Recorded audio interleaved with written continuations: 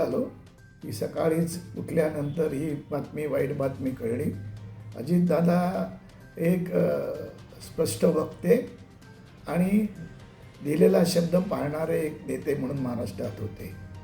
महाराष्ट्र लेवलच्या सगळ्या संस्थांबरोबर काम करत असताना त्यांची माझी जवळीक आली, ती कायम राहिली. विधिमंडळामध्ये पण त्याने दिलेलं काम आणि अभ्यास किंवा त्याचं वाचन केल्याशिवाय कुठलंही उत्तर देणारी त्यांची असलेली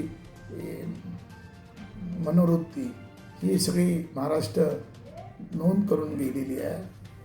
मला आज खऱ्या अर्थानं पवार कुटुंबांबरोबर आमचे 3 पिढ्यांचे जे संबंध आहेत त्याच्यामध्ये ते कायम राहिले. मतभेद जरूर झाले, परंतु व्यक्तिगत संबंध कधीही या कुटुंबियाने आमच्याबरोबर सोडले नाहीत.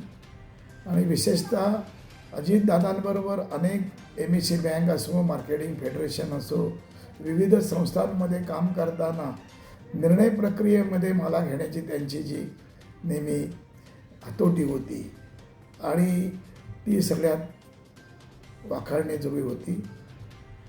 मला वाटतं की मी आत्ताच पवारसाहेबांच्या निवासस्थानी फोन लावला, साहेब मुंबईहून आता निघतील असं मला वाटतं.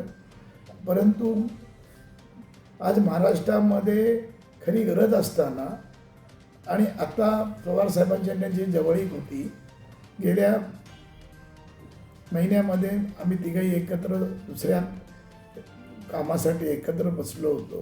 जो 2-3 तास गप्पा मारत आम्ही राहिलो, ती आठवण मला सतत येते. अरे अजितदादांचा जो मोकळेपणा आहे हा महाराष्ट्र कधीच विसरणार नाही आहे. आणि आज मी जास्त बोलण्याच्या मनस्थितीने मध्ये नाही आहे, परंतु मी आता बारामतीकडे निघालेलो आहे. पण माझ्या अनेक सहकाऱ्यांचे त्यांचे संबंध होते. मी शेतकरी कामगार पक्षातर्फे आणि माझ्या पाटील कुटुंबियांतर्फे त्यांना भावपूर्ण श्रद्धांजली वाहतो.